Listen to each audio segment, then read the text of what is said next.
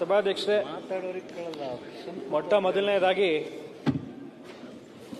ಗೌರವಾನ್ವಿತ ಮುಖ್ಯಮಂತ್ರಿಗಳು ಅವರ 16ನೇ ಬಜೆಟ್ ಐತಿಹಾಸಿಕವಾದಂತಹ ಉತ್ತಮವಾದಂತಹ ಬಜೆಟ್ ಅನ್ನ ಮಂಡಿಸಿದ್ದಾರೆ. ಅವರಿಗೆ ತುಂಬದ ಧನ್ಯವಾದಗಳನ್ನ ಹೇಳಲಿಕ್ಕೆ ನಾನು ಬಯಸ್ತೇನೆ. ವಿಶೇಷವಾಗಿ ಈ ಒಂದು ಬಜೆಟ್ನಲ್ಲಿ Baba Saheb doctor B R Ambedkar ಅವರ ಹೆಸರಿನಲ್ಲಿ 2 ಫೆಲೋಶಿಪ್ ಕಾರ್ಯಕ್ರಮಗಳನ್ನು ಘೋಷಣೆ ಮಾಡಲಾಗಿದೆ. ಸುಮಾರು 1 ಕೋಟಿ ವೆಚ್ಚದ ಫೆಲೋಶಿಪ್ ಕಾರ್ಯಕ್ರಮವನ್ನು ಘೋಷಣೆ ಮಾಡಲಾಗಿದೆ. ಇದರಿಂದ ನಮ್ಮಲ್ಲಿ ಇರುವಂತಹ ವಿದ್ಯಾರ್ಥಿನಿಯರಿಗೆ ಬಾಬಾ ಸಾಹೇಬರು ಓದಂತಹ, ಅವರು ವಿದ್ಯಾಭ್ಯಾಸ ಮಾಡಿದಂತಹ ಯೂನಿವರ್ಸಿಟಿಗಳಲ್ಲಿ, ವಿಶ್ವವಿದ್ಯಾಲಯಗಳಲ್ಲಿ, ಅದು ಲಂಡನ್ ಸ್ಕೂಲ್ ಆಫ್ ಎಕನಾಮಿಕ್ಸ್ ಆಗಿರ್ಬೋದು, ಕೊಲಂಬಿಯಾ ಆಗಿರ್ಬೋದು, ಈ ಒಂದು ಐವಿ ಲೀಗ್ಗೆ ಸೇರಿದಂತಹ ಯೂನಿವರ್ಸಿಟೀಸ್ನಲ್ಲಿ ಅವರಿಗೆ ವಿದ್ಯಾಭ್ಯಾಸವನ್ನು ಮಾಡಲಿಕ್ಕೆ ಒಂದು ಅವಕಾಶ ಕಲ್ಪಿಸಿದಂಗೆ ಆಗ್ತಿದೆ.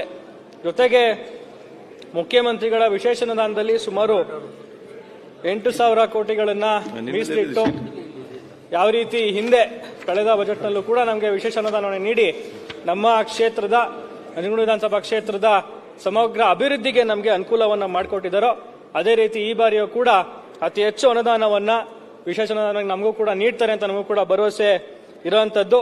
ಜೊತೆಗೆ ಬಹುಮುಖ್ಯವಾಗಿ ಇವತ್ತಿನ ದಿವಸ ರೈತ ಕಲ್ಯಾಣಕ್ಕೆ ನಮ್ಮ ಸರ್ಕಾರ ಕಳೆದ ಬಜೆಟ್ನಲ್ಲಿ ಸುಮಾರು 44,000 ಕೋಟಿಗಳನ್ನು ಮೀಸಲಿಡಲಾಗಿತ್ತು.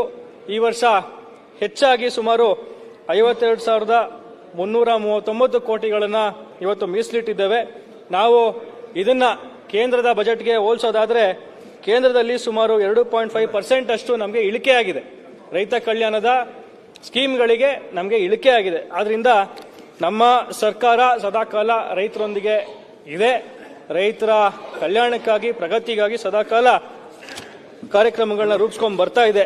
ಜೊತೆಗೆ ವಿಶೇಷವಾಗಿ ನಮ್ಮ ರಾಜ್ಯ ಕಂಡಂತಹ, ನಮ್ಮ ದೇಶ ಕಂಡಂತಹ ಧೀಮಂತ ರೈತ ಹೋರಾಟಗಾರರು ಪ್ರೊಫೆಸರ್ ನಂಜುಂಡಸ್ವಾಮಿ ಸರ್ ಅವರ ಹೆಸರಿನಲ್ಲಿ ಒಂದು ಸಂಶೋಧನಾ ಕೇಂದ್ರವನ್ನ ನಮ್ಮ ಯೂನಿವರ್ಸಿಟಿ ಆಫ್ ಮೈಸೂರಿನಲ್ಲಿ ಈಗ ಸ್ಥಾಪನೆಯನ್ನು ಮಾಡಲಾಗಿದೆ. ಅವರು ಕೂಡ ನಮ್ಮ ಸರ್ಕಾರ, ಗೌರವಾನ್ವಿತ ಮುಖ್ಯಮಂತ್ರಿಗಳು ಗೌರವವನ್ನು ಇವತ್ತು ಸಲ್ಲಿಸಿದ್ದಾರೆ.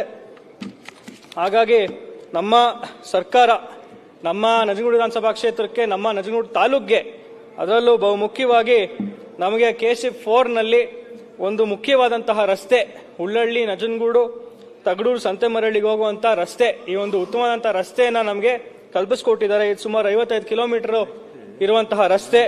ಹಾಗೆ ನಮ್ಮ ತಗಡೂರಿನಲ್ಲಿ, ನಮ್ಮ ನಂಜನಗೂಡು ತಾಲೂಕಿನ ತಗಡೂರಿನಲ್ಲಿ ಇರುವಂತಹ ಕಮ್ಯುನಿಟಿ ಹೆಲ್ತ್ ಸೆಂಟರ್ ಅನ್ನ ಅಪ್ಗ್ರೇಡ್ ಮಾಡಿ ಮೇಲ್ದರ್ಜೆಗೇರಿಸಿ ಸುಮಾರು 100 ಬೆಡ್ಗಳ ಹಾಸ್ಪಿಟಲ್ ನಿರ್ಮಾಣಕ್ಕೆ ಈಗ ಬಜೆಟ್ನಲ್ಲಿ ಘೋಷಣೆ ಆಗಿರುವಂತದ್ದು. ಅದರಿಂದ ಈ ಎಲ್ಲ ಕಾರ್ಯಕ್ರಮಗಳು ಜೊತೆಗೆ ಸುಮಾರು 500 ಕೋಟಿ ವೆಚ್ಚದಲ್ಲಿ ಫಿಲಂ ಸಿಟಿಯನ್ನು ಕೂಡ ನಮ್ಮ ಚಿಕ್ಕೇನಛತ್ರ ಹೋಬಳಿ ನಂಜನಗೂಡು ತಾಲೂಕು ಬರ್ತದೆ, ಅಲ್ಲೂ ಕೂಡ ಅದಕ್ಕೆ ಪೂರಕವಾದಂತಹ ವಾತಾವರಣ ಈಗಾಗಲೇ ನಿರ್ಮಾಣ ಆಗಿರುವಂತದ್ದು. ಆದ್ರಿಂದ ಈ ಒಂದು ಸದನದ ಪರವಾಗಿ, ನಮ್ಮ ಕ್ಷೇತ್ರದ, ನಮ್ಮ ತಾಲೂಕಿನ ಜನರ ಪರವಾಗಿ ನಾನು ಗೌರವಾನ್ವಿತ ಮುಖ್ಯಮಂತ್ರಿಗಳಿಗೆ ತುಂಬ ಧನ್ಯವಾದಗಳನ್ನ ತಿಳಿಸಲಿಕ್ಕೆ ನಾನು ಬಯಸ್ತೇನೆ.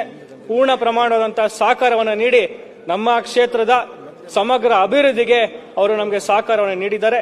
ಅದರಿಂದ ಗೌರವಾನ್ವಿತ ಮುಖ್ಯಮಂತ್ರಿಗಳಿಗೆ ತುಂಬ ಧನ್ಯವಾದಗಳನ್ನ ತಿಳಿಸಿ, ಅವಕಾಶಕ್ಕಾಗಿ ತಮಗೂ ಕೂಡ ಧನ್ಯವಾದ ಸಲ್ಲಿಸಿ ನನ್ನ ಮಾತನ್ನು ಮುಗಿಸ್ತೇನೆ.